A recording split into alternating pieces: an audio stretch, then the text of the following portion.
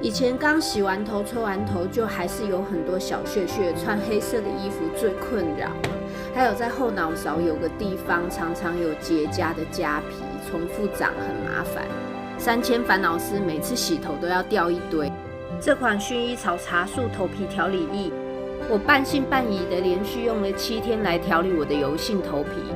洗完头半湿半干的时候，喷个7、8次，在不同的头皮区块。按摩的时候闻到薰衣草香气很放松，茶树精油也让人很清新。洗头掉的头发也变少了，这就是头皮的化妆水嘛。